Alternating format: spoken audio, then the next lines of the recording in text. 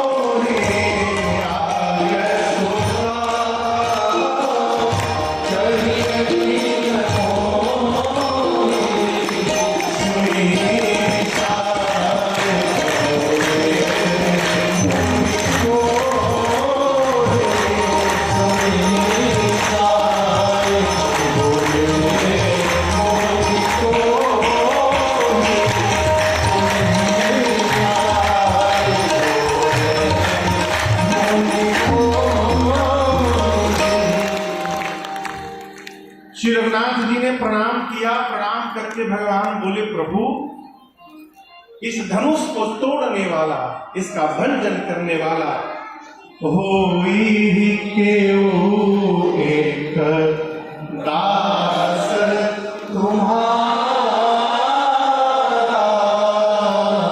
प्रभु इस धनुष को तोड़ने वाला अवश्य आपका कोई दास होगा।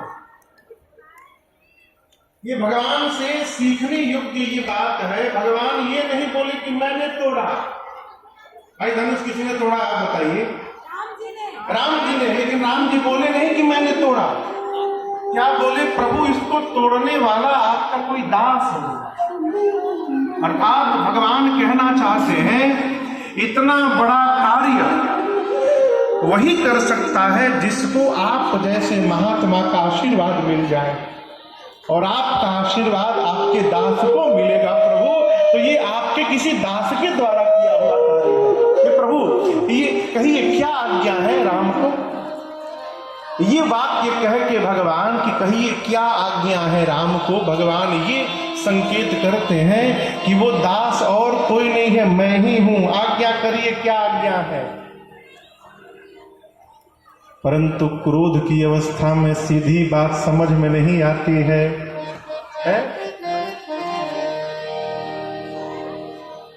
आप लोग भी मैं कहने से बचिए। श्रवण भैया कहाँ है? कथा के कराओ थे हो? कथा के कराओ थे? विश्वनाथ जी, रघुनाथ जी और संकट मोचन वाले हनुमान जी, यही तीनों इस कथा के आयोजक हैं। न राजन की क्षमता है कि राजन गा सकता है, न आपकी क्षमता है कि आप सुन सकते हैं, न इनकी क्षमता है कि ये करा सकते हैं। भगवान ही गवा रहे हैं, वही सुनवा रहे हैं और वही आयोजन करा रहे हैं। इसको जीवन भर याद रखिएगा। नहीं तो कई लोग जैसे मानो मैं का टेप रिकॉर्डर लेकर बैठे, मैं।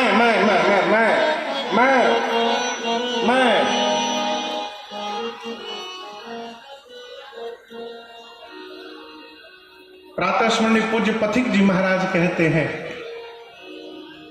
ये मैं की आवाज आती कहां से, कौन है वहां बड़ी है आती जहां से, अरे कुछ तो बता प्यारे, कुछ तो बता प्यारे, गर तुझको पता है। क्या महाराज? मुख बोलता है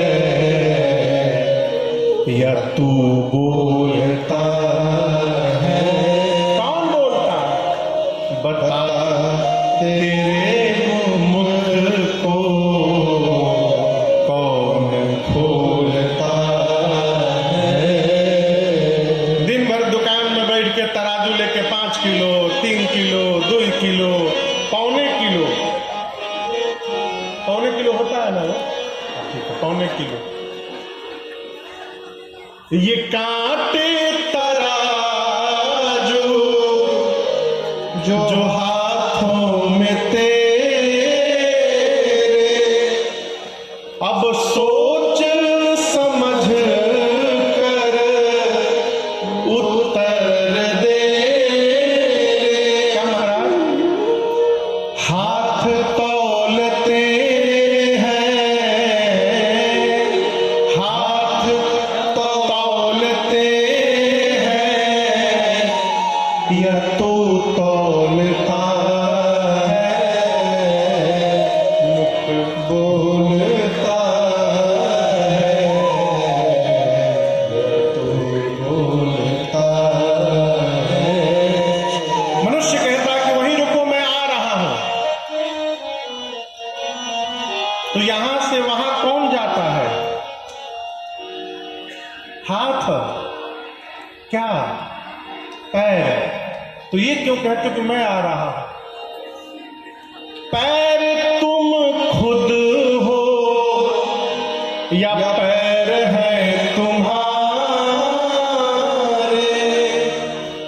सूझबूझ करके अब समझा दे प्यारे, पैर डोलते हैं, पैर डोलते हैं या तू डोलता है, मुख बोलता है या तू बोलता है। ये जो मैं है ना, ये अभिमान को जन्म देता है। एक व्यक्ति किसी से प्रेम करता था, नित्य उसके घर जाता था, सायंकाल 5 बजे जाकर दरवाजा पीटता था बाहर से, भीतर से आवाज आती थी, कौन है? कहता था मैं हूं। भीतर से केवल एक ही ध्वनि निकलती थी, कौन है? वो कहता था मैं हूं। गेट खुलता नहीं था। कई दिन हुआ, रोज जाए बजावे, प्रश्न आवे, कौन है? ये कहता था मैं हूं, गेट नहीं खुलता था। एक दिन अपने गुरु जी के पास जाकर रोने लगा। गुरु जी बोले आज खुलेगा, आज खुलेगा। तो कैसे गुरुदेव? भीतर से एक ही प्रश्न आता है, कौन है? मैं कहता हूं मैं हूं, गेट खुलता नहीं है। गुरु जी ने कहा जब प्रश्न आवे कि कौन है तो आज कहना तुम हो, गेट खुल जाएगा। जहां मैं आ जाता है वहां सब कुछ समाप्त हो जाता है। रघुनाथ जी बोले मैंने नहीं तोड़ा, इस धनुष को तोड़ने वाला आपका कोई दास होगा। कहिए क्या आज्ञा है मेरे लिए। परशुराम जी बोले, राम सेवक सो जो करे सेवक आई, हरि करनी करी करी लड़ाई। सेवक वो होता है जो सेवा करता है। जिसने धनुष को तोड़ा है वो मेरा सेवक नहीं हो सकता, वो सहस्त्र बाहु के समान मेरा शत्रु है। मैं कहता हूं राम, शीघ्र जिसने तोड़ा है उसको निकाल करके बाहर करो। जितने राजा हैं इन्हीं में से कोई तोड़ा होगा ना, बेग निकाल करके बाहर करो, नहीं तो मैं जितने राजा हैं सबको मार दूंगा। न तो मारे जय है सब राजा, निकाल करके बाहर करो उसको। अब देखिए जो राजा खड़े हैं, जब परशुराम जी ने कहा कि निकाल करके बाहर करो नहीं तो सबको मार दूंगा, सभी राजा कांपने लगे। एक राजा ने कहा, बताओ, राम जी को सीधा सीधा बोलना चाहिए, मैंने तोड़ा है। घुमा रहे हैं बात को, आपके किसी दास ने तोड़ा होगा। बाबा जी समझ ही नहीं पा रहे कि वो दास सामने ही खड़ा है। एक राजा ने कहा, एक काम करो, तुम जाके समझा दो, तुम जाके बता दो कि राम जी ने तोड़ा। वो राजा बोले, मूर्ख हूं क्या, बाबा जी बोल रहे हैं कि उसको निकाल करके बाहर करो जिसने धनुष तोड़ा है। अब मैं इस लाइन से जैसे बाहर निकलूंगा बताने के लिए,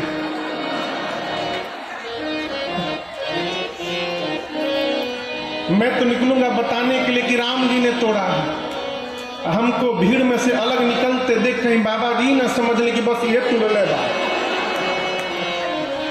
तो पहुंचने भी नहीं देंगे, देखते मार डालेंगे। हम नहीं मरेंगे तो सब मरेंगे, हम अकेले मरने वाले नहीं हैं। अब राम जी सोचे अब हम कैसे समझाएं। लक्ष्मण जी आए, भैया से प्रणाम किए, कहे प्रभु बाबा जी जिस भाषा में समझेंगे वो हम जानते हैं भाषा, आपकी आज्ञा हो तो हम थोड़ी वार्ता करें। राम जी बोले, समझाओ। लक्ष्मण जी आगे आए और आप दर्शन करिए। वो स्वामी जी कहते हैं कि सुनी मुनि बचन लखन मुस्कान। कोई व्यक्ति श्रवण बाबू बहुत क्रोध में हो और उसके सामने जा करके क्या होगा क्या होगा, और क्रोध भड़क जाएगा उसका। तो स्वामी जी कहते हैं लक्ष्मण जी परशुराम जी के आगे जाके मुस्कुराने लगे और बोले कि ये बताइए, आप इस धनु ही के टूटने के बाद ही आए हैं ना, ये धनुष टूट गया इसलिए आए हैं ना। लेकिन हम कहते हैं, हम जब छोटे थे बहु धनु ही तोड़ी लड़ी खाई, परंतु कबहू न असिर सकीन गोसाई। बचपन में मैं नित्य एक धनु ही को तोड़ देता था। यदि आप धनुष के टूटने के बाद ही आते हैं तो ये बताइए प्रभु, जब हम छोटे में रोज एक धनु ही तोड़ते थे तो आप क्यों नहीं आए? एक भी दिन आप नहीं आए, आज चले आए। कोई स्पेशल धनुष था क्या ये? इस धनुष पर इतना प्रेम क्यों था आपको? परशुराम जी सुने, आवेश में आ गए, बोले तू नहीं बोल रहा है रे तो काल के बस में आकर खड़ा हो गया है, तुझे पता नहीं तू किससे बात कर रहा है? शिव के पिनाक की तुलना तू धनु ही से करता है। लक्ष्मण जी बोले पहले हमारी बात सुन लीजिए, शायद छोट हो चाहे बड़ हो, हमारे लिए सब धनुष एक समान जैसा है। छोटके धनुष से भी बाण चलता है, बड़ के धनुष से भी बाण चलाया जाता है। पुराना था, टूट गया। आप पूछ रहे हैं किसने तोड़ा? हम सामने खड़े थे, किसी ने तोड़ा ही नहीं है। ये जो भैया हमारे हैं ना, इन्होंने केवल टच किया, टूट गया। कहते छुअत टूट रघुपति ही न दोष। परशुराम जी बोले फरसा देख रहे हो, तुम हमको जानते नहीं हो, मैं बहुत क्रोधी हूं। लक्ष्मण जी बोले हेकरो से ढेरे, अभी जितना क्रोधी इससे भी अधिक क्रोधी है। परशुराम बोले गुरु जी से पूछो, पूरा विश्व जानता है मैं बाल ब्रह्मचारी अति क्रोधी, 21 बार धरती को क्षत्रियों से विहीन किया हूं मैं, इसी फरसे से। बालक तू दिखाई दे रहा है इसलिए तुझे नहीं मार रहा हूं, बालक जान के छोड़ा हूं। लक्ष्मण जी बोले पहले अद्भुत, हमारा आज बहुत परम सौभाग्य है। परशुराम जी बोले सौभाग्य क्यों है तुम्हारा? लक्ष्मण जी बोले ऐसे वीर का आज जीवन में पहली बार दर्शन मिला है जो अपनी प्रशंसा अपने मुख से करता है। सबकी प्रशंसा तो दुनिया करती है, आप अपनी प्रशंसा स्वयं करते हैं। लेकिन बाबा जी हम कोई कुम्हड़े की बतिया नहीं है जो तर्जनी देख के डर जाएंगे। आप फरसा दिखा रहे हैं, हमरो पास धनुष बाण है, लेकिन आप कितनों ललकारी, हम आपसे लड़ेंगे नहीं। हमारे कुल में, रघुकुल में ब्राह्मण पर और गौ पर प्रहार करना वर्जित है। आप ब्राह्मण हैं इसलिए हम आपसे लड़ेंगे नहीं। आप कितना भी ललकारी। परशुराम जी बोले क्षत्रिय हो के क्यों नहीं लड़ोगे? लक्ष्मण जी बोले मान लीजिए हम आपसे युद्ध करें और युद्ध में आपको मार दिए। बोले क्या बोले तुम? मान लीजिए, मान लीजिए मार दिए तो क्या होगा? ब्रह्म हत्या का पाप लगेगा। और युद्ध में यदि आपसे पराजित हो गया तो रघुवंशी होकर पराजित हो जाना हमारे कुल में कलंक लग जाएगा। जीतूंगा तो ब्रह्म हत्या का पाप, हारूंगा तो कलंक। आपका ये नुकसान आपका है कि हमारा? इसलिए हम आपसे लड़ने वाले नहीं है। परशुराम जी विश्वामित्र जी की ओर देखे और बोले विश्वामित्र जी तुम्हारा ये चेला मंद बालक है, लगता है कि आज इसका काल निकट आ गया है। सूर्य वंश में कलंक बनकर ये जन्म लिया है कि ऊपर से जितना गोरा दिखाई दे रहा है भीतर से उतना काला है। तब तक लक्ष्मण जी बोले क्यों गुस्सा कर रहे हैं? टूट गया है, यहीं पर सारा टुकड़ा पड़ा हुआ है, किसी को बुला के जुड़वा लीजिए। बोले देखो फिर बोला ये। राम जी कहते प्रभु बालक बर्रे एक स्वभाव, बुद्धिमान लोग छोटे बच्चों की बात पर ध्यान नहीं दिया करते हैं। राम जी जैसे जैसे शांत कराते हैं लक्ष्मण जी उसी बीच में चिंगारी छोड़ दिया करते हैं। अंत में रघुनाथ जी को कहना पड़ा मुनिवर धनुष पुराना था, मैंने तोड़ा नहीं, स्पर्श करते टूट गया। और आप तब से युद्ध के लिए कह रहे हैं। अब एक बात मेरी भी सुन लीजिए, हम रघुवंशी हैं, स्वभाव बता रहा हूं, अपनी प्रशंसा नहीं कर रहा हूं। रघुवंशियों के सामने युद्ध में यदि काल भी आकर खड़ा हो जाता है तो रघुवंशी काल को भी पीठ नहीं दिखाते, हम युद्ध करते हैं।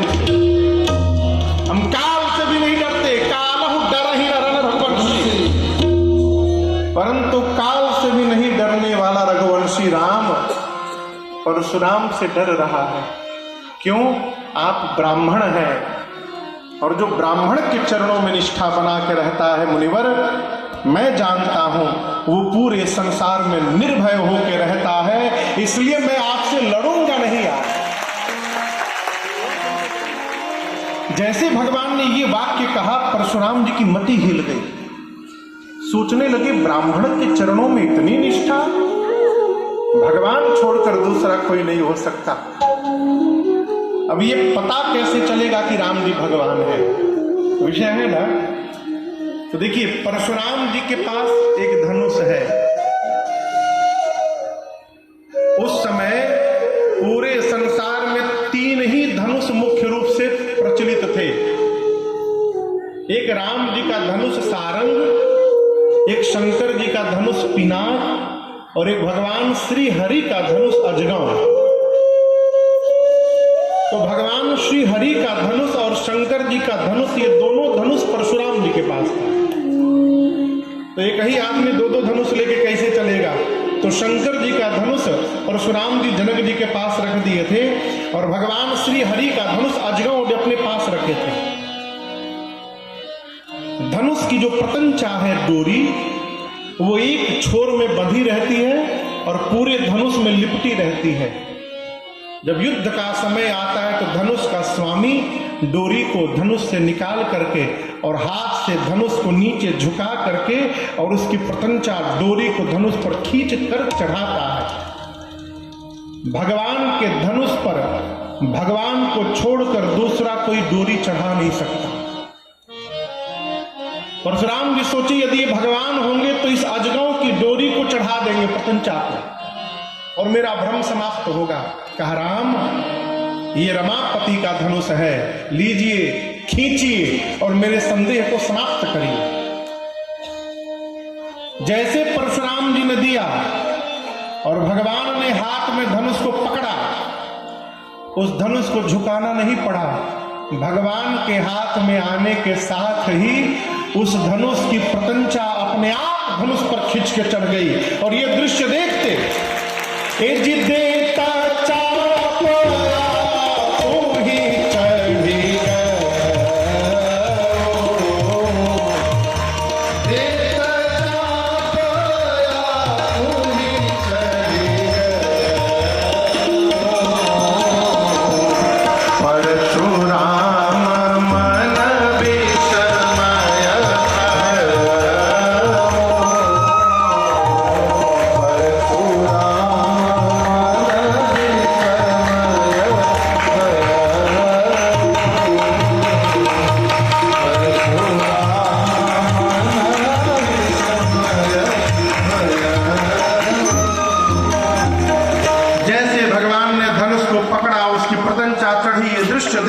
परशुराम जी विह्वल हो गए। यहाँ स्वामी जी कहते 9 बार परशुराम जी ने भगवान की जय जयकार की है। 9 बार जय जयकार करने के बाद क्षमा याचना किया है। क्षमहु क्षमा मंदिर दो भ्राता। क्षमा याचना करके श्री परशुराम जी वापस महेंद्र पर्वत पर तपस्या के लिए चले गए। उनके जाने के बाद सभी लोग चैन की सांस लिए, चलो बाबा जी गए यहां से। तब श्री विश्वामित्र जी ने जनक जी महाराज से कहा, महाराज धनुष टूटने के साथ विवाह तो संपन्न हो गया है, परंतु अपनी कुल परंपरा के अनुसार विवाह कराने के लिए विवाह आप अपने घर में बुजुर्ग लोगों से, श्रेष्ठ लोगों से, ब्राह्मण देवताओं से और अपने गुरु जी से मिलकर मंत्रणा करिए। वो लोग जैसा आपको राय दे उसका पालन करिए।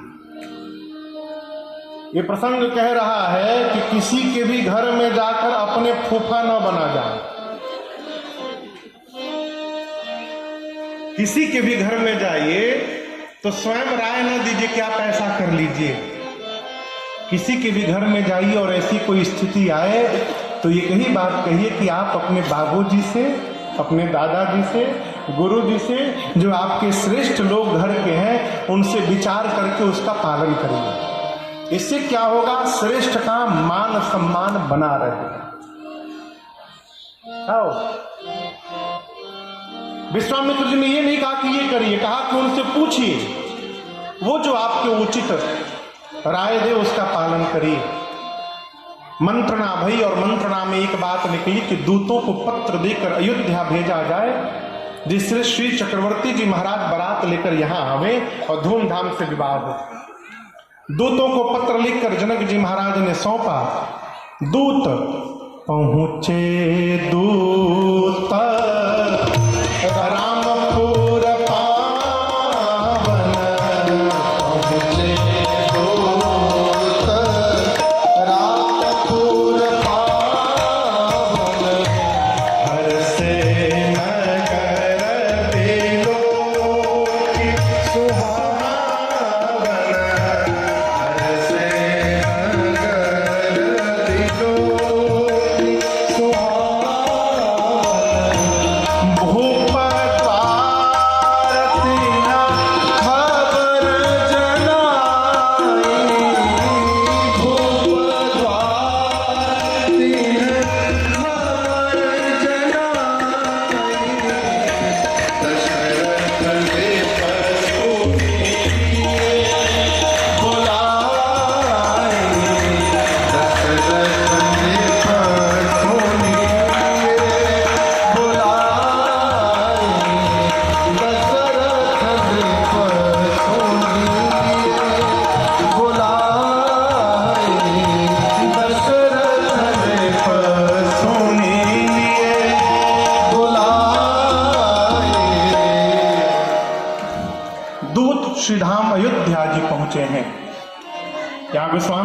एक ही चौपाई में दर्शन करिए, अयोध्या का पूरा वर्णन कर दिए। पहुँचे दूत रामपुर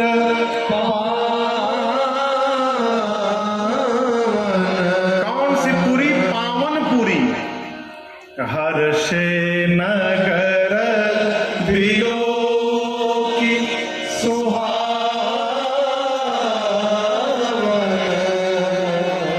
मेरे भगवान श्री रघुनाथ जी की नगरी अयोध्या पावन भी है और अयोध्या सुहावन भी है। ये अयोध्या की महिमा है।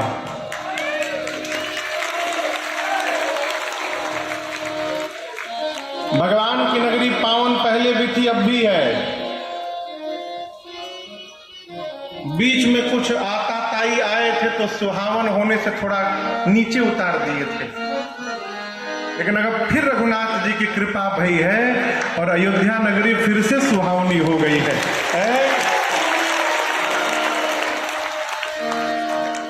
अयोध्या गए हैं आप लोग? कितने लोग गए हैं? हाथ नीचे करिए, हाथ नीचे करिए। आज तक कितने लोग नहीं गए हैं?